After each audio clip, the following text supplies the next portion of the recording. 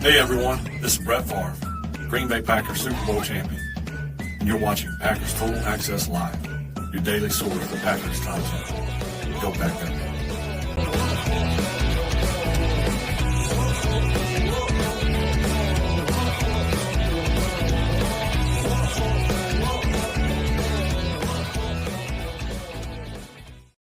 What's up, guys? Welcome into Good Morning Lambeau. My name is Clayton. You can check us out on packernet.com. Find me on Twitter at Packers_access. You can email us, PackersTotalAccess@gmail.com. You can text us 865-658-5824. Join alongside Tim in Green Bay. Here to talk some Packers this morning on this glorious January 17th. Is it Friday already, Tim? Did we make it to Friday, man? Friday.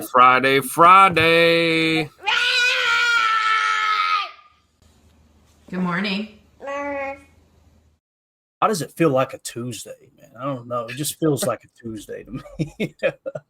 Anyway, we got a lot of stuff to dive into today. We're going to take a little walk around social media just a second. A couple of posts that piqued my interest and wanted to kind of dive into them a touch. We're also going to hit on the tackle market in free agency, offensive tackles, as well as the offensive tackles in the NFL draft this year coming up, at least projected prospects in the NFL draft. Now, if we have time to get to that, if not, we'll just roll it into tonight or whenever we do our next show. So, it's going to be a lot of fun, man, as we continue to dive into these positions. After that, we'll look at linebacker a little bit, as we know there's going to be at least one, maybe two vacancies there on the active 53-man roster. So, Tim, you got anything you want to hit on before we get cranked up here, man? Anything at all on the forefront of your mind other than some diesel?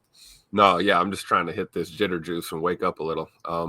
No, I think it's good. We should continue our surface scratch before we do our deep dive into the free agent market and, of course, the draft. So I'm ready to roll, man. Let's hit the news. Heck yeah, sounds good, man. I'll get that pulled up. Actually, let me pull up my YouTube mainstream here. I forgot to do that, so we're on our P's and Q's this morning, boy. We're ready to roll. I was going to put a poll question up. I think I'll save it for tonight, but the poll question is going to be essentially, what's the chances that you think Jair will return to the Packers? I want to kind of get a feel for the fans where they're at, because you see some people and they're, they seem to think, yeah, he's going to be back. And there's others that think he's completely gone. It's pretty wild how everyone's on opposite spectrums there in that regard. So I would like to kind of, see what the fan base thinks. And if we do a show tonight, I think that would be the better show to do that poll question. So we'll do that. Let's do this. I'm going to pop a screen grab up here real quick, guys. We're going to hit on a video that was on Good Morning Football today on NFL Network. And just make sure you guys can see it. We're good. All right. This was Peter Schrager interviewing Max Crosby. You guys know Max Crosby is one of those names that this offseason keeps getting thrown around a lot, like he may be on his way out of the Raiders. I know many people drew the parallel. Many people drew the parallel when Josh Jacobs said, yeah, I'm going to go out there and try to get some guys in the building. Essentially is what he's saying, do a little bit of recruiting for free agents, or maybe even potential trade players that could be traded from their current team. Many people went, okay, he's probably talking about the Raiders. You got a lot of ex-teammates over there, right? So Max Crosby gets thrown to the forefront. Let's hear what Max Crosby has to say here from Good Morning Football. Again, they tweeted this out on their account at GMFB, where he's talking about his rehab process, and then he briefly mentions kind of his status with the Raiders. Here we go. Tell us about where you are with your rehab, what time in the timeline, and then if you can, tell us where you are mentally with the state of you and the Las Vegas Raiders. Yeah, the rehab's been going incredible. It'll be about a 4 to 4.5 month deal till I'm fully healthy and cleared. So that's going incredible. I'm already lifting, rehabbing in the building every day, getting after it. So I'll be walking next week. I've been rolling around here on a scooter. It's definitely been an adjustment, but it's just part of the process. So I'm doing incredible on that end. So yeah, I'm feeling really good about it and where we're at. But yeah, future of the Raiders, obviously, I think everybody kind of knows what's going on. I mean, like I said, I'm there every morning. We just talked about it, and it's very eerie around there, I would say. A lot of new changes and things like that. Obviously with Coach AP, getting fired and Telesco as well. First off, I want to, shout out to those guys. They were incredible, to me during my time there. But yeah, for me, I'm just focused on the day to day. A lot of things are out of my control. You know what I mean? I'm going to sit back and wait and see what happens. But I'm just focused on my rehab right now, and we'll take it one step at a time. All right, so there you go. That was Max Crosby on Good Morning Football here this morning, talking to Peter Schrager. I believe it was this morning, 51 minutes ago. So, the way I kind of take those comments is, he says it's out of his control. Obviously, he can't force a trade. It doesn't sound like he's forcing a trade either, Kind of sounds like he's content with being with the Raiders.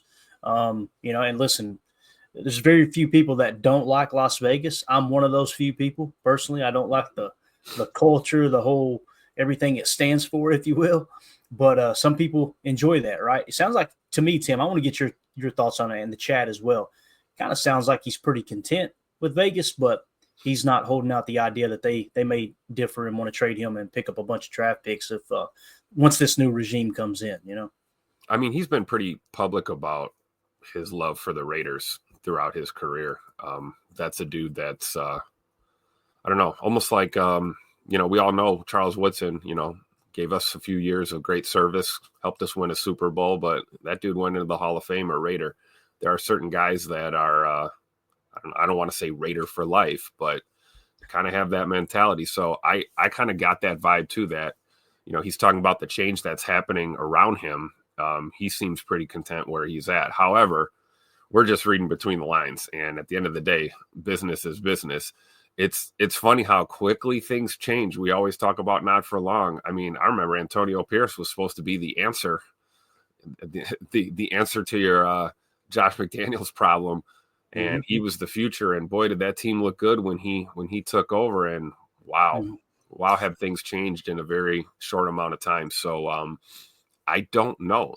I would agree with the sentiment that I don't think Crosby's trying to force his way out of there. Right. Doesn't mean he's not open to getting the hell out of there. So, he could be in the background going, "Well, I hope this gets done." Yeah, right. So exactly. It could be happening. And you talked about Josh McDaniels. I think it's hilarious. He was the problem. He leaves. They still got the problem. So, he definitely wasn't the solution. I would agree there. But I think it is funny, too, that one of the people that wanted Antonio Pierce as the head coach was Davante Adams, right? Davante Adams was really standing on it. And now he's not even with the Raiders. So just what a wild organization. I expect things to get better in Vegas because of Tom Brady having part ownership, and they say he's got a lot of say in what they're going to be doing from a football standpoint. I think he'll be able to help a lot in that regard. Number one Packer fan, is there a snowball chance as hell that Green Bay could get him? That wasn't really the reason I showed the video, number one Packer fan. It was just many of these type of transactions, whether they happen or not, they kind of drive the offseason. The trickle-down effect that happens. If a Max Crosby does get traded, right? Yep. Now that changes maybe a draft need for the Raiders. That, that would reduce a draft need for another team and all those things. Now, so there's exactly a snowball's chance in hell. That's exactly the odds. Exactly that. and listen, it's a boring way to Packer fan, but the way I do it, I go off precedent. When was the last time Brian Gutekunst traded for an edge rusher? I don't think it's ever happened, right? Okay. When was the last time the Packers traded for an edge rusher? I don't think it's happened, right? When was the last time they traded for a player that was going to be top 5 paid at their respective position? I don't know if it's happened, right? So go off precedent. You got to, again, I know it's boring because anything can happen. I got you. I completely understand that. But that's just kind of how I run things through the filter. That's this whole projection this season. When I said 10 to 13 wins, right? I'm looking at it going, the youngest team in the league has never won the Super Bowl. Again, precedent, right? Doesn't mean it can't happen. Doesn't mean Max Crosby doesn't end up in Green Bay. I just think it's highly unlikely. And another tweet that came out here, Tim, I'm going to show this. Now, listen, I understand that this account catches a lot of flack on Twitter. IKE Packers Podcast. Just a bit. I've never had a problem with them, right? Never had a problem with them. We follow each other. We've engaged in, DMs and stuff like that.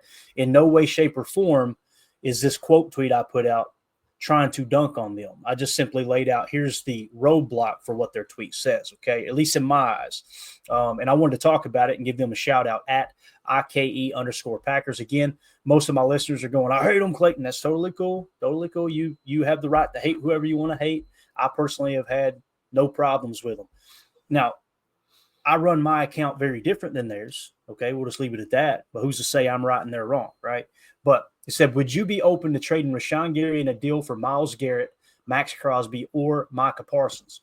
Assume a first-round pick would also be a part of the package. So when you say a first-round pick would be a part of the package, I'm assuming they're meaning we would trade a first-round pick and Rashawn Gary for one of these guys, right? Seeing that everybody in Packerland thinks that Rashawn Gary is just all of a sudden horrible.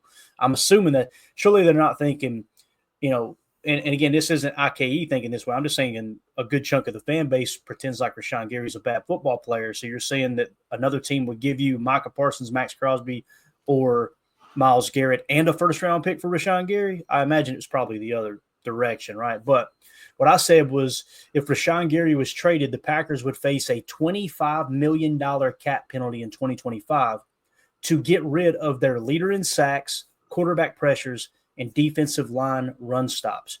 You would be trading away, Tim, your most productive player on your defensive line and absorbing a $25 million cap penalty this year to acquire one of these guys that I do believe are a step above Rashawn Gary from a defensive edge standpoint. Micah Parsons, I think, if I were to be honest and grade these out, I think Micah's a better player than Gary. I think Max is a better player than Gary. I think Myles Garrett is probably a better player than both of those other two guys. Different styles, but, all get the job done. So I just wanted to point that out. Is there something I'm missing here? And I know IKE likes to put stuff like this out to get engagement and just get fans talking about it. There's nothing wrong with that.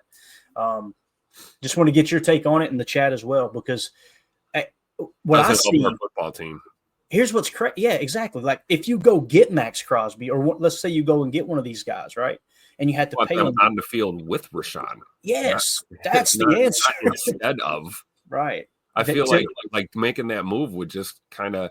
And granted, you're right. Like there's a handful of these guys. Well, yeah, you pretty much put these guys a click or two above Rashawn in the grand scheme of. Our own little PFF rating or whatever you want to call it. But I don't feel like getting rid of Rashawn and adding one of these guys makes us, oh my gosh, we're going to the Super Bowl now. I think if you were talking about packaging a deal and moving maybe another player or two and a draft pick, trying to get a Myles Garrett or a Crosby or a Micah Parsons. And now we got both of these guys on the field at the same time. Now that might get us over the hump, but I don't see getting rid of basically like the heart and soul of your defense, right. Other than Xavier McKinney. It's pretty much Rashawn, and it just doesn't make sense. I don't see us getting better. I'm with Packers Kingdom. Get Gary some help. Right. To me, that's what makes the most sense, man. It really does. So like you said, Packers Kingdom, get Gary some help. Let's see here. Drew D says Gary plus a first for Myles Garrett, probably, but not the other guys. Exactly. So there's some fans that think you would trade Rashawn Gary and a first-round pick plus eat a $25 million cap penalty to get one of these guys. That's just insane. We are not the New York Jets. Stop. Thank God, right? Randy Cleaver says, watch Gary play. He's going through 2 or 3 people on almost every play. It's so true. Number one Packer fan, too many people playing Madden, LOL. Where's Emilio when you need him, right? He's playing Madden. That's where he is. That's exactly where he's at. Or he's sleeping because he stayed up too late playing Madden. Yeah, exactly. He's late for work this morning now, playing too much college football. I just wanted to hit on that real quick, and I'm afraid to look in the comments. Or maybe somebody cussing me out in there, so we'll just hold off on that live on the show. But that was something that kind of piqued my interest. Let's go a little bit further back in the chat now. We had a couple questions, couple comments here earlier. Elijah Gwynn says, if Hafley leaves, is there any chance LaFleur does not hire Saleh as defensive coordinator, aside from Saleh getting a head coach offer, which I haven't heard anything about? So, again, if Hafley leaves, is there any chance that LaFleur does not hire Saleh as the defensive coordinator? I think there's zero chance. That would have to be at the top of his list, Tim, is to hire Robert Saleh as the DC. He said, aside from Saleh getting a head coach offer, which I haven't heard anything about. Yeah, that's what I was saying. I think that Matt LaFleur did a hell of a job preparing himself this time around, as opposed to waiting until coaches get promotions in other cities and him having to kind of fill those gaps. What he's doing is staying one step ahead and bringing in guys that just lost a job. Hey, come in and be our consultant, get you familiar with the area, get you falling in love with the great city of Green Bay and the people in it, along with just the historic, the pageantry, the tradition of Lambeau Field and what Green Bay Packers represent. Get them to kind of fall in love with it. That way, if there's a lateral move on the market for pretty much the same amount of money, you probably want to stay in Green Bay.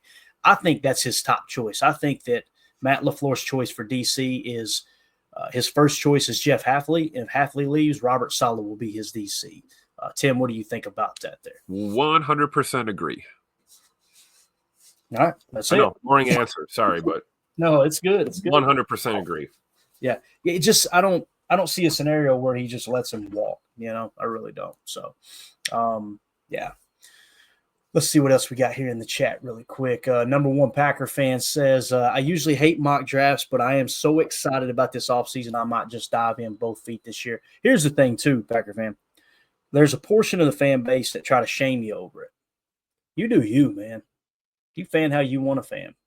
I do notice that those people that get mad when others do mock drafts, like nobody's asking, hey, do you mind if I do a mock draft? But you're inserting your opinion like, as if it means something.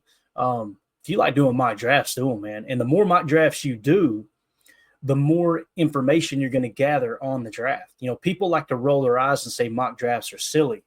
You know that every NFL GM are doing mock drafts right now. They're walking through every single scenario, even pre-Senior Bowl, post-Senior Bowl, pre-Combine, post-Combine, pre-Pro Day, post-Pro Day, all those things. They're constantly gathering information. When the mock drafts first took place, there was a guy, and I can't remember his name. I'm pretty sure he ran a funeral home. This is way back in the day. And he would do the first mock drafts, and he would actually publish them, right? And Michael Lombardi told this story. NFL GMs got that NFL draft preview every year because that guy was so in-depth at walking through and looking at different scenarios. They used it as a tool. So anyone who tries to shame you over the mock drafts, just move on. Now, listen, if we get into mock drafts and someone doesn't want to watch that or listen to it, I completely understand that too. There's been many times I'm like, I ain't in a mock draft mood. I'm moving on to the next podcast, right? I completely understand that. But just wanted to point out, don't let anybody else steer you from what you want to do as a fan, man. That's the way I see that for sure. Drew D in the chat. I know we don't need a tight end, but Tyler Warren was used in many ways and could be a great fit in LaFleur's system. Thoughts? Listen, I know we don't need one either, Drew, but I'm not sold on Musgrave. That's me. Tucker Kraft, absolutely. Well, you're going to need to run a lot of 12 personnel. The reality is we were having to lean on our number 3 tight end last year. So when we talk about needing, if a guy falls to you in the draft, and no matter where you're picking, if you look up and he's 1, the best player available on the board, and 2, you look up and go, all right, he's probably better than Musgrave. He may start over Musgrave. Well, guess what? You just improved your team tremendously because you're in 12 personnel 25 to 30% of the time, right? So I don't think there's anything wrong with taking a tight end. I don't think any position is off the table if they have a higher grade than the other players around them on the board. And the way that works is they're typically done – everybody scored, and then you've got tiers of those similar scores. And then you got what Daniel Jeremiah calls cluster busters. If you got a cluster of prospects, right, and you're sticking and picking, and let's say with the 23rd pick, you got 6 guys in your top tier of talent. Now you've got a second level you go to and say, okay, what are our cluster busters? What are we looking for? Like for one, it might be how do they play on third down, right? Another might be, okay, we got 3 receivers in this group. Let's break up that cluster of receivers.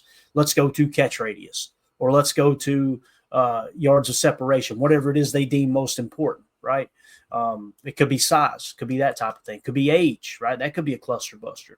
So, I wouldn't roll out drafting a tight end. And again, I'm not sold on Musgrave. And guys, I thought Musgrave was going to be a much better pro than Tucker Kraft. That was my opinion. So please don't think this is, man, Clayton's always hated Musgrave. I thought Musgrave will be the one. Kraft is kind of an athletic freak. He'll be fun, a little project.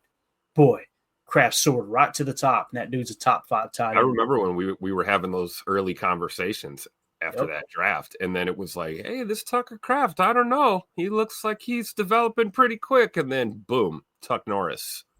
Yeah. You are a Packer. I love it. I'm with you. I can't wait to scratch the surface on that. That might actually be kind of fun, is to look at free agent tight ends and then also the draft prospects. So I know that's on our list. Not as high up on the priority list as some of our other position groups, but I think you're right, man. I'm not sold on Musgrave either. Long term. That's not to say he can't have a breakout year. He's dealt with injury, things like that. He's had setbacks, so I guess we'll see what happens. But I'm not opposed at all to adding another tight end to this group. I think we all know the Tyler Davis experience is probably over with. And I don't, we know they liked Fitzpatrick, but there's question marks there with depth in that tight end room. Beyond Ben Sims and Tucker Kraft, you start getting question marks with some of these other guys. So I think it's worth a look for sure. Yeah, definitely. Josh Martin, do you think if Saleh is still here, that he can recruit DJ Reed to come here for less than market value? It's possible, but when you say less than market value, and DJ Reed is one of the corners that's on my short list in free agency. We've got Carlton Davis from Detroit, Byron Murphy from Minnesota, and DJ Reed from the Jets. In my opinion, I would probably rather have, I think I actually listed them out here in this order. I would rather have Carlton Davis, then Byron Murphy, and then DJ Reed. That's me personally. But yeah, I think there's a chance of that. But when you say less than market value, it just depends on what you mean by market value, because you're looking at average annual value, and then you can look at the guaranteed money. You can lower the average annual value for a little more guaranteed money, right? So it depends on what you're talking to market. But I think what Josh is saying here, or asking Tim, is, hey, do you think Saleh could help sway DJ Reed to come to the Packers if there's similar offers? I think that's a real thing. I do. I don't think there's any player in the NFL that's going to take less than market value, honestly. But I think there is truth to what you're saying. Can he recruit Reed to come here in general, Right. And maybe, like you said, get your market value or fair market value, but team-friendly contract. Spread that money out accordingly. I think that's a realistic possibility. Yeah, I think so and too. If Saleh's still here, right? Right, exactly. Exactly. If Hafley stays, I think Saleh's gone. I don't see any scenario where Saleh is not at least a defensive coordinator in the National Football League. Right. I Because just if you're Bob Saleh, that's your only path to ever getting a head coaching shot again, is to go be a DC somewhere, help a team get a championship or something, and then all of a sudden you're on that head coaching candidate list again at some point. But right now, I don't think anyone wants to touch Bob Saleh after the debacle in New York. Yeah. If I were to play GM for the Chicago Bears right now, this would be my choice. It would be, and actually this goes hand in hand with what number one Packer fan said. The Bears apparently rolled out the red carpet for McCarthy. Let it happen, because I want this rivalry to be epic. That would increase the rivalry big time. If I were in charge of doing the hiring for the Chicago Bears, my pick would be Ben Johnson, head coach, throw the book at him, okay, and hire Robert Saleh as my defensive coordinator. That would be the way I would go. Now, if Ben Johnson is showing a little, he's a little hesitant to go to Chicago, rightfully so. It's been a trash organization forever, right? And let's say he goes to Dallas or somewhere else, Vegas, wherever it is. Mike McCarthy would be my second choice. And the same thing would apply. Mike McCarthy, head coach, Robert Saleh, defensive coordinator. Tim, if that were to happen, I am not. The Bears would still suck, but they would suck less. I'm not going to BS anybody on Twitter. I'd be going, all right, boys, brace yourself. Now they're going in the right direction. Can you imagine next year if 4 out of the 7 NFC playoff teams were NFC North teams? Be wild. Absolutely wild. So, again, I hope it doesn't happen. But if I'm running the Bears, that's the step I'm taking. It really is. Well, good thing you're not running the Bears, and they have the people running their organization that they do. So they'll probably mess this up. It seems like General Manager Ryan Poles is protected. But if it were me, I'd go hire John Eric Sullivan too, from the Packers. I'd literally go, all right, we're going to build this thing from the ground up. That's where they messed up, and this is something that Lombardi talked about all the time, and it was a big Bill Belichick kind of thought, was you've got to have alignment within your organization. What I mean by that is the GM has got to be aligned with the coach. If you hire this GM who has this philosophy on how to build a roster, and you got this coach who believes in this type of team that he's going to put together and this type of culture and this type of schematics, they're not going to gel well together. That's why so many of the Patriots coaches have sucked going somewhere else, is because most of the time, probably not all the time, but most of the time, they're leaving this culture with this GM of Bill Belichick at the time, and they're going into another organization that's got a separate thought process on how to build a roster and a GM, and there's not alignment. And then lo and behold, that coach all of a sudden sucks at coaching football, and that GM's gone too. Well, it's not that either of them were really bad at what they do. It's just you're not a good match for each other. So if you were to take a John Eric Sullivan who was raised in the Packer process, right, and you slap him in as a general manager, and then you bring in Mike McCarthy, who is all familiar with the Packer process. He won a Super Bowl and turned the franchise completely around using that process. And then you turn someone like Robert Saleh loose on the defense and kind of implement all this new age, the way that the Pete Carroll cover 3 has evolved over the years. I think you're on the right track. But again, I hope that does not happen. I really hope that does happen. Prince in the chat, those same podcasters will run a crappy draft day stream with plenty of sideshow and not much focus while drunk. PTA did it upright in 2024. Every pick tracked for the main event. I appreciate that, Prince. We, again, man, everything we do on this channel, this show, we try to do it from the sense of what would we do different if we ran a show, if we ran a podcast. And that's how we've ended up with this. So it's not so much to do with us as it is what the fans want. And again, that's what we want. It was like, I've been right there with you. I've sat and watched draft shows and I'm like, we're not even talking about the draft. They got like Pat McAfee. I love Pat McAfee's show. Love it. But his draft spectacular first year was awesome. Every year they get a little bit wilder and they got people in there juggling and stuff. They got singers in house. Like, I didn't tune into the draft to listen to a damn concert.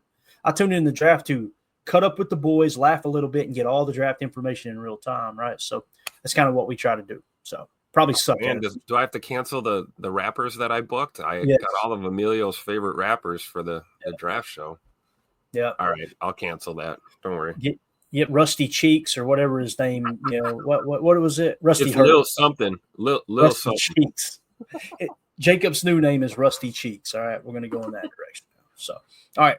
Something else, the Davante Adams information and everything that's been kind of rolling around.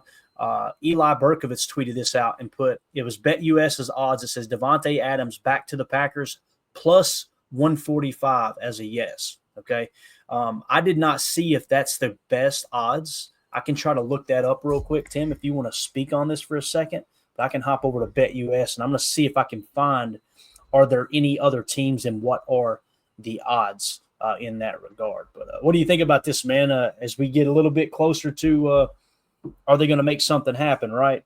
How are you feeling about it? Give me a percentage. I need to know a percentage and why you're there on Davante Adams. Man, coin flip at this point. I mean, to hear Tay talk about it, it gives you hope, right?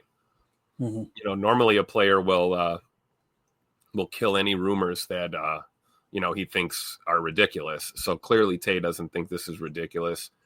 He was asked point blank about the Packers. We all saw the Kay Adams interviews, and he didn't shy away from it. He didn't shy away from, publicly stating that he felt like they needed a veteran wideout. So I think it's a 50-50 chance that, the Packers at least try and make a move to get him. Now, whether or not they can get a deal done, that's a different story. But hey, Goody's fleeced the Jets before. I'm sure there's a realm of possibility that exists where we could fleece the Jets again.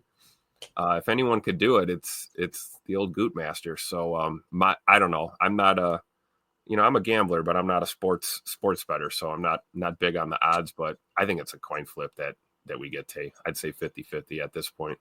Got it. Looking at it here, so there's no other teams mentioned. It's just one simple prop bet here. It says, will Davante Adams start with the Green Bay Packers if not playing for the New York Jets in 2025, 2026? There's a lot going on in that bet there. Obviously, yes is plus 140. No is minus 190. So the odds are, according to BetUS and the odds they set, the odds are that he will not play for the Packers. All right. But it is pretty darn close. So that's how that bet is kind of drawn up there. Drew D in the chat. Adams might get cut to save cap space, and then we could sign him as a free agent. That's most likely what will happen, Drew. I believe that because you remember Garrett Wilson got a little bit little bit antsy there at the end because Tay was getting all these targets, and I know that has more to do with Aaron than it does probably the team. But the reality is Tay Adams' cap hit this year is like 30-some million, and it's a large majority salary. So if they cut him, they can free up $30 million in cap space, right? That's probably what will happen, I would imagine. The Jets certainly need all the cap space they can get. And if that happens, Tim, then guess what? Now you got to look up and go, okay, yeah, the Packers would be interested for the right price, but there's going to be other teams. I'm telling you, there's going to be teams that are close. I'll tell you when it comes to mind for me, Kansas City. Yeah. I wouldn't be surprised if Kansas City went to him and say, hey, man, you want to play for a little less? Come over here and win your ring finally.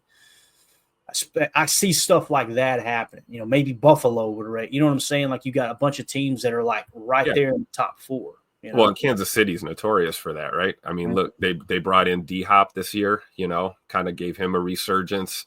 You know, that's kind of a formula too. They've had this for a while, right? They are not afraid to bring in, you know, whoever at wideout, you know, veteran receiver to help them along the way. Clearly Andy Reid's got things humming over there. We know this. It doesn't matter. You and I could go there and, you know, play slot receiver and boundary, and we'd probably find success in that system. So that kind of scares me though, like what Drew D is saying, because you're right. If Tay hits free agency, now we're in this like bidding war situation with multiple other teams, and I just don't know how aggressively the Packers can really pursue Tay. So, but at the end of the day, if he becomes a free agent, then it's kind of like, where does Tay really want to play also? Because I think at this point, you know, Tay's made some pretty good money playing this game. I don't think he's, you know, looking for his next meal or anything. Pretty sure his kids will have money in their college funds and everything looks good for the future of his family. So, you know, maybe he is willing to take a, you know, team friendly kind of arrangement just to go after a championship, because really that's pretty much all that's missing from his resume at this point in his career. So anything's possible. Definitely. Rel in the chat says it'd be hilarious for us, but at the same time, it would make Goody a guru GM. Could you imagine if he traded Tay to the Raiders, right? And then Tay ends up at the Jets, and they cut him outright, and he doesn't have to give anything back to get Tay back here for the last year or two of his career. That would be wild for sure. Let's see here. Judah Time in the chat.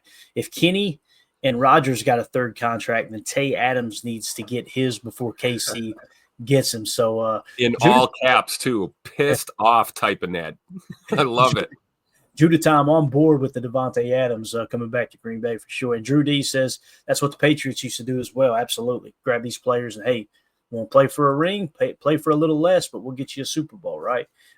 That's kind of how Kansas City, I feel they're in that same range. Now, another team that comes to mind is like Baltimore, somebody like that, Tim, you know, that would be really appealing for a player that wants to go out there and get that ring. Anyway, that's your walk around Twitter there. Just wanted to hit on some of the topics that kind of came across my feed and get your all's take on it. Appreciate y'all taking the time to do that with us. Let's start to dive into the tackles a little bit, Tim. That sound good to you, man? Yes, sir. All right, let's go. Let's start with the free agent tackles. And again, we already looked through guard a little bit there. We're just going to kind of take a walk around the league and see, okay, who else is available, and specifically at the tackle position. The number 8 ranked free agent, according to PFF's early board here, is Ronnie Stanley. He is 30 years old. He'll be 31 by the time the league year starts. And he was a 70.4 last year. He did play 1,163 snaps. They're projecting his contract to be 2 years, $20 million per. Next, you got Cam Robinson, tackle. He was with Minnesota this year. His projection is 3 years, $18.7 million. He's declined. According to PFF, his play has declined every year, Tim. 67.2. Then he went down to a 65.4. Now he's down to a 63.2. That's a player I honestly have zero interest in signing there. He's 29 years old. Tyron Smith out of with the Jets. You know, he went over and played with the Jets for a year. He kind of made his hay with Dallas back in the day. He's 34 years old. His PFF grade last year was a 73.7. The year before was an 83.7. So you've seen some decline there. And he's projected to only get 1 year, $8 million. You know, I'm not opposed to a signing like that. If for some reason, the only way it would make sense is if the front office said, you know what, we want Zach Tom to be our center. If that's the case, then you would go out and get a tackle. I just don't see that happening, to be honest with you. I'm looking for guys that could potentially play on the inside, that type of thing. Next is Alaric Jackson from the LA Rams. This is one that piqued my interest in. He's 26 years old, right? The projection is 4 years, $14.5 million per, all right? And he's gotten better every year since 2022, 64, 66, and then last year a 77. You also throw in the extra added value that he played for the Rams, which obviously plays pretty much run the same offense that we run. At least the terminology is exactly the same. So that's a player that kind of piques my interest for the right price. He's a left tackle, correct? Let's see. I'm not paying top dollar for him. Are they even going to show it? They may not show it here. I mean, it says protecting the blind side of Stafford, so we're assuming left. It would have to be then. Yeah, there's no reason to fact check that, I believe. So it wouldn't be out of the realm of possibility to think he could kick one slide over to left guard. That's a good point. It's a good point. You know, assuming that Big E is no longer our left guard and he's our center. And I don't think we're running away from Rasheed Walker at left tackle the way that guy's been available and been playing. So yeah, you're right. Maybe this guy could be he's kind of in that sweet spot too. He's not a young buck, but he's not an old dog. Right. I could see the Packers, my spidey senses are on alert as well, Clayton. And then you look at the grades too, like he had a pretty good year last year. Yeah. Snaps were down a little, but yeah, maybe he's one of those guys, not a swing tackle, but a swing tackle in the sense that, you could stick him at guard if you need to. Yeah. And his PFF win above replacement went from 0.08 all the way to a 0.26. So it more than doubled there from 23 to 24. So he's the only tackle of this list that I said, you know what, I'd be interested in him, give him a 3-year deal. But again, not at the clip of $14.5 million if he gets that much, right? Right. If you can get him south of $10 million, yeah. I don't know if that'll happen. Tackles are very, very valuable, obviously. Next, in the 47 spot, you got Dan Moore Jr., 26 years old, played in Pittsburgh. His PFF grades going from 22 to 24 was 62, 54, 67. I don't think there's anything to write home with there, especially 3 years, $13 million is what they're projecting. So anything you want to add to these tackles here, as obviously it's kind of slim pickings in terms of the top side of free agency. But again, the one that grabs my attention is definitely Alaric Jackson there from the LA Rams. I would agree with that. Can you go back up to the top? That was the one thing I noticed about Ronnie Stanley here. Steady Eddie, look at the grades. Oh yeah. I mean, you're getting the same. You know what you're getting with a guy like this, 100%. So he kind of catches my attention a little bit too. Again, a little bit older, but yeah, it seems kind of slim pickings here in the free agent market. Yeah, definitely. And he is a true left tackle. Obviously, played in Baltimore his entire career. I kind of expect Baltimore to bring him back, to be honest with you. But yeah, man, I mean, he showed pass blocking grade 79.6, run blocking 63.4, overall grade of 71. Like you said, man, he has been as steady as they come. And there's some value to that, right? You can have a guy that's highly rated one year, and if you look in a 4-year span, 3 of those years he was cheeks and he had one good year. I'd rather have that dude that's grading out in the upper 60s, lower 70s consistently because you kind of know what you got, right? Yeah. So, the downside with Stanley, though, like you said, is he's, a left tackle through and through. No snaps at the guard positions. You're not moving that guy around. You sign him, you're bringing him in to play left tackle. So right, maybe I'm out on him. No, I'm with you on that. So again, that's kind of where we're at there in terms of offensive tackle. The only one that made my list is Alaric Jackson. So we've still got the tackle rookies we're going to start on tonight. If we do a show, I'll let y'all know as soon as I decide whether we're going to go grab dinner this evening or not. But in terms of the tackles, it's slim picking on the free agent market. Not that you would be crazy about going and getting a tackle either. And here's the thing too, like when you go sign a veteran player, it's less likely they're going to kick the guard, in my opinion. You tend to do that with the younger players, get them acclimated. Some of these guys are going to look up and go, do I really want to go play guard, or I'd rather go back to Baltimore and play tackle, right? That's a real thing as well. So what I've got now is my PFF free agent list. Understand, we're going to do the rookie tackles tonight or on our next show. And then also we're going to look at the linebackers. We got a few linebackers on this list too. We got 3 free agents and 5 linebackers in the top 100. Again, I don't expect both McDuffie and Eric Wilson to return. I would love to see Eric Wilson back for the right price, but I think you're going to have at least 1, maybe 2 spots you got to fill there. There's a couple guys I'm really excited about in the draft here, and we're going to dive into them a little bit deeper. But so keep in mind, this will include the linebackers I like too. It'll be a little bit of a spoiler. But here is my big board for free agency, okay? I only came up with 2, 4, 6, 8, 10, 11 players that I really liked, Tim. Number 1 on that list, and it's in no particular order. What I mean by that, guys, I've got them rated by, or I've got them in order of PFF grade, but please don't take this as, hey, that's my favorite one. I'm just going to simply do it in the order of the PFF grade. Guess who's number 1 on the list for PFF grade, Tim, on my short free agent list? Like, I'd be okay if they brought him in. Oh, I don't know who. Bobby Wagner. You don't think he's going to retire after I keep wanting to call them the Redskins. I know it. I've seen you. I don't care. I'm calling them Redskins. If the Redskins win the Super Bowl, I think the further they go, I think the more likely it is Bobby hangs it up this year. Yeah, but hey, I hear you, dude. We could have had him last year, right? Yeah. Now, can you imagine Bobby out there like when Quay got hurt, and you got Bobby Wagner out there with Edge Coop. Oh my goodness. Yeah. And the thing is, you don't have a whole lot of cap space sitting on the bench. If you say in the nickel, we're going to take Quay off the field, right? I mean, he's got that first year or first contract there, so it's not like he's $8 million against the cap sitting on the bench. You roll him in with the 4-3, and like you said, man, these guys are going to get banged up. They're going to get banged up.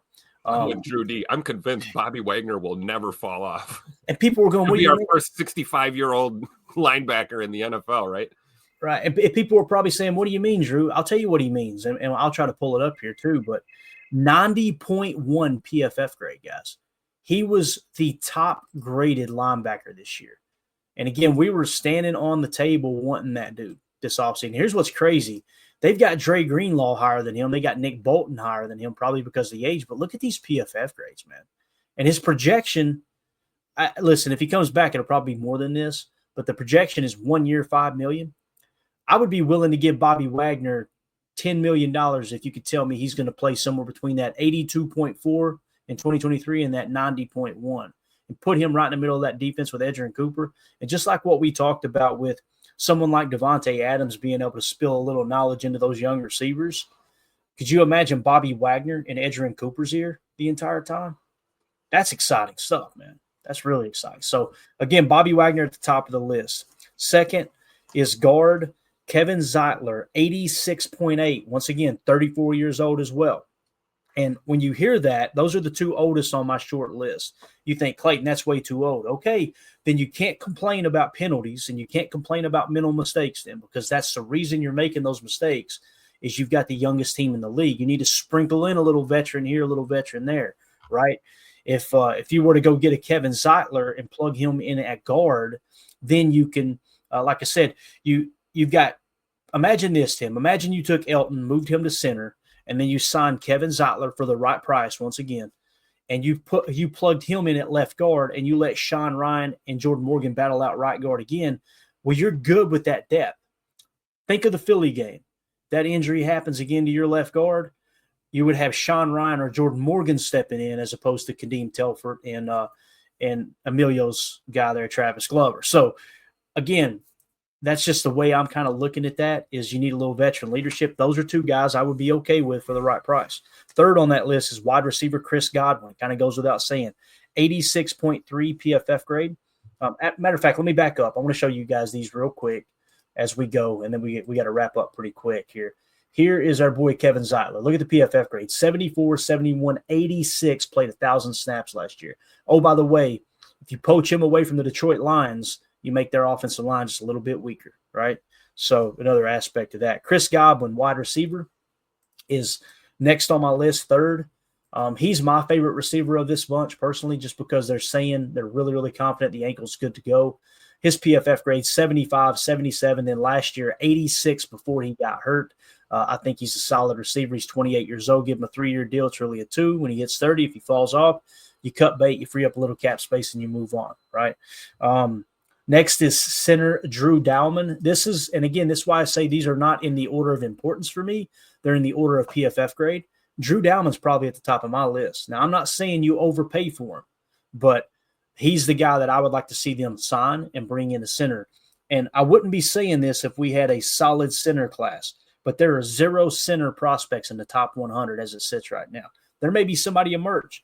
This may be 3 Hall of Fame center class later in the draft. I'm just saying on the surface, it doesn't seem like it's very loaded with top-end talent. So Drew Dowman for me, 82 last year, Tim, 78 this year. That's probably at the top of my shopping list this year, man. I would agree. And he's 26 years old. And he's a true center. Right. Know? That's the other thing. Like, I'm looking for a true center, unless it's someone we already have on the team, because we got a couple of guys that can play everywhere. Mm-hmm. Look what Deadfish says. Zeitler was born in Waukesha, Wisconsin. Waukesha, is that how you say it? Waukesha, right? Waukesha, yeah, there you go. He attended Wisconsin Lutheran High School in Milwaukee, Wisconsin, and played for Wisconsin Lutheran Vikings high school football team. So you got a little Wisconsin ties there. I'm telling you, hey, Drew, come on home. Or not Drew, I'm sorry. Zeitler, come on home. 1 year deal. Let's see if we can win you a Super Bowl, right? Now, here's a problem. Detroit's closer than we are right now at the Super Bowl. Yeah. And I can see them being like, Bub, you sure you want to go over there? So that'd be he might sign whatever they offer him. You know what I mean? Right. Just run it back another year. So, yeah. Yeah. Crossfire says Dowman would be awesome. I agree, man. It just, to me, it makes sense. Now, again, don't overpay, right? You're willing to overpay for McKinney, although they didn't. You're willing to overpay for Josh Jacobs, although they didn't. That's why I'm holding out hope, too. If you go after a guy day one like Goody does, it's like when he got Preston and Zadarius and I think Adrian Amos that year, and he handled it the same way this year with Xavier McKinney and Josh Jacobs. It's like, that's my dude. I'm going in. Here's our offer. Do you want it or not? And see if they sign right, press right off the bat. Yep. And it worked. So maybe you do that with Drew. I don't know. Next on the list is Trey Smith. He's a guard. This one's going to be tough for me because they're saying projections 4-year, $20 million.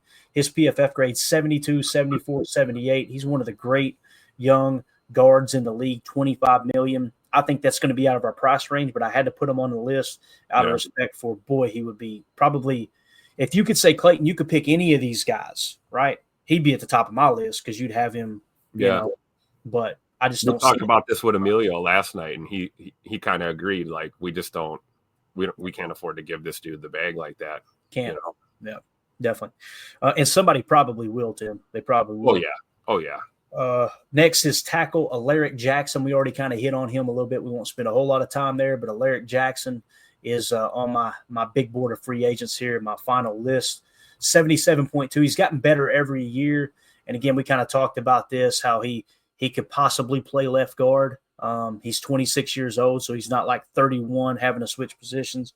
So that might be a possibility there. Next, we're getting into the cornerback range. Again, these are in order of PFF grades. Next on the list would be Carlton Davis from Detroit. Projection is 3 years, $14 million per. His PFF grade 65, 63, and then this last year 74. Not to $14 million. Would not do it. No. But if you can get him on a good deal, I would like to have him on the team for sure. And if I remember correctly, I think I made some notes here. Carlton Davis is an outside corner. Okay, so let's pretend like Jair Alexander is gone.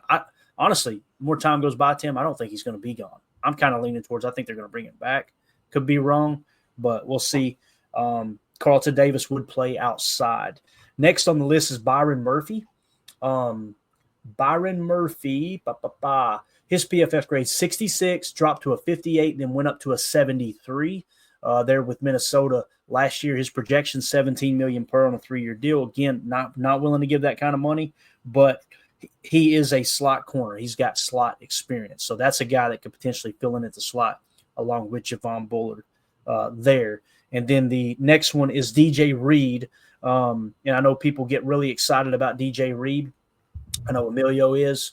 His PFF grades, man, 72, 77, and then 70 this year. So I can see where there's excitement there. DJ Reed is an outside corner mostly as well. So he's a dude who would play outside. Javon would stay in the slot in that regard.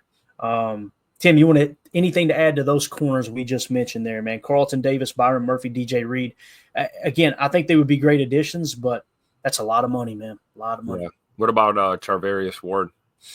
Yeah, for Charvarius, I didn't list him because look at the drop off there, man.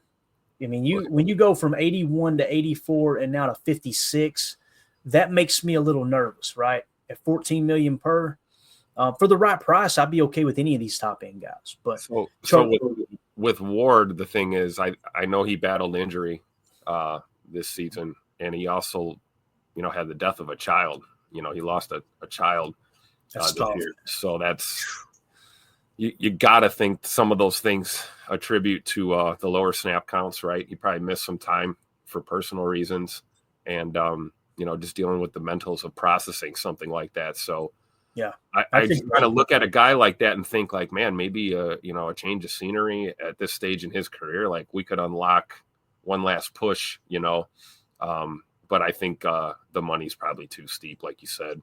I don't think we can go that high for a guy like him, but he'd probably be the bottom of my list of these free agent corners, but someone that I'm kind of looking at. Yeah, when you kind of put all that into perspective, it does make sense, right? He's 28, so you're kind of thinking, is that the wall that he hit this year? But when you're dealing with something like that, I mean, last year, guys, he was number 1 in the NFL with PFF win above replacement at 1.01. I mean, he was dominant. So we've seen it. Hey, Josh Jacobs had a down year. He came to Green Bay and had a career year. I don't put it past a guy like Ward to do the same thing, but it's the contract that gets me, those numbers. Yeah. And to really cross-check myself here, if the 56.2 is what's worrying me, then you got to take into account that's the one that does not belong here, right? It's just if it was in the middle, I'd be a little more comfortable. But you always worry about that wall, and then you think of Goody getting rid of players 1 year too early rather than 1 year too late. But, yeah, you guys are probably right, man. I wouldn't be surprised if he comes out and plays like the 2022 or 2023 version of Charvarius Ward. So, you got that right, Joseph. I'd be a walking mummy if I lost one of my kids. I don't know how these guys do it, man, to go out there and try to perform on a big stage. That's why it was so crazy the type of crap Devondre Campbell was pulling in San Francisco. You think about it. I mean, they had a player that got shot in missed game and came back and played, and you got Charvarius Ward who loses his child and comes back and plays for that team. And then you got Dre Campbell who's mad because somebody took away my playing time. Yeah, get the hell away from that. Charvarius Ward playing after he lost a child. And like you said, Ricky Pearsall getting shot, and that was the reason Trent Williams stopped his holdout. Like, man, I looked over at that dude trying to get back on the field after getting shot, and I'm going, what the hell am I doing? And then you got Dre over going, they said I wasn't good enough to play. Get out of here. Lord. Bye, Dre. Yeah, I worry about him a little bit, to be honest with you, man. You start acting like that, and the next thing you know, you look up and there's problems after football, CTE, all that stuff. I hope that's not the case, but that's why I try not to critique too harshly. But anyone who does, boy, he's giving them plenty of ammo. There's no doubt about that. Last one we'll hit, and we'll get out of here, is guard. This Tristan, let me find it here. Actually, he may be listed as a center on here. This is what I was talking about the other day. It was kind of not – he's not listed. I found a guy, Tristan Colon Castillo, if I'm saying that right. They're listing him as a guard, but they were saying he could play center. And the reason I found him was on the Spot Track free agent list, as he was on there. So let me just pull him up real quick if I can find him. Here we go, Tristan Colon Castillo. And we'll just pull up his PFF page here, and let's see if I'm off base with it. I hate that they changed this look. It drives me insane, man. I don't understand. It's definitely more difficult to it's the way they did this. What are we doing, man? You guys had something good going here. So he's a right guard, primarily a right guard. Yeah, and they listed him as he could play center, according to Spot Track. So I don't know if he maybe had college experience playing center or what, but his PFF grade was a 71 this year, so he was the 29th highest graded guard in football. Pretty even across the board with a pass blocking grade of 65.9, run blocking of 68.5. So that's kind of where he sits. That's the other guy I wanted to mention. because, again, he didn't pop up on the free agent list. However, he was on the free agent list for Spot Track. So that's my big board in terms of free agents that, hey, I would be okay if the Packers went after these guys. Linebacker Bobby Wagner, guard Kevin Zeitler, wide receiver Chris Godwin, center Drew Dowman, guard Trey Smith, tackle Alaric Jackson, cornerbacks Carlton Davis, Byron Murphy, and DJ Reed, linebacker Dre Greenlaw. We didn't even hit on him, did we? Dre Greenlaw, 73.1. I'm not as big on him as I am other I'm not as big on him as I am other linebackers that are available, Tim. But let me just show y'all Dre Greenlaw real quick, and I'll explain why too. You know, when you look at the PFF grade here for Dre Greenlaw, 79.6, 73, and then this year 82, but it was only 34 snaps, right? So, you know, you're kind of getting in that area of 79 to 73. Okay, is he going to drop off? You've got to throw those 34 snaps out. You know, he's 27 years old. He'll be 28 this year. So you would think he's got at least a couple more years of football in him. Not everybody's like Bobby Wagner. They're going to play till they're 112, right? So I don't know, man. Achilles, that worries me a little bit. If you can get him for $6 million, I'd be all over it. But he's on the list too. So keep an eye out for him. That was just so crazy to see that happen. Yeah. In the Super Bowl like that. Like he had to have he had to have torn something prior to that, and then and to run out on the field, and it just finished. But I'm with you. I'd probably stay away from Greenlaw. As crazy as that sounds, because you know the track record's pretty good with him. But no, I'd probably stay away from him. Yeah, here we go. Crossfire says Greenlaw got hurt again after coming back from the Achilles or ACL. I did not know that. So did he get banged up again? That's wild. So, like Drew D says, the dreaded Achilles. Man, Achilles it's a different animal, dude. That explains the 34 snaps in 2024 for sure. Got it. All right, there you go, guys. Like I said, we just wanted to hit on some of the free agents. I didn't want to start on the rookie tackles or the draft, the tackles entering the draft, because it's an extensive list, and we want to have time to do that. So if we do a show tonight, we will dive into the upcoming rookie class of offensive tackles, and then we may start into the linebacker position a little bit deeper and give you guys a look at some of the rookies there. But if we don't do a show tonight, then we'll see you tomorrow morning for Good Morning Lambeau. Tim, I'll let you know as soon as we make a decision. I'll go down and ask the boss right now what's the plan. So appreciate you. Say hi to Mandy for us. Say hi to the boss. Hey, absolutely will do, man. Drew D says, man, I love shows like this. So much good info. I learned a lot. Hey, appreciate the information you brung in the chat too, Drew, along with everybody else. You guys are appreciated more than you know. So y'all have a great day. We'll be back either tonight or tomorrow morning. Be on the lookout on the YouTube homepage there. You'll just see it when it is scheduled. I won't schedule it till I know for sure. So as soon as you get that notification that a live stream has been scheduled, you'll know exactly when the next show is going to be. Hit that like button for us on the way out. We'll talk to y'all soon. Have a great day. And we go. We out. Bye, guys.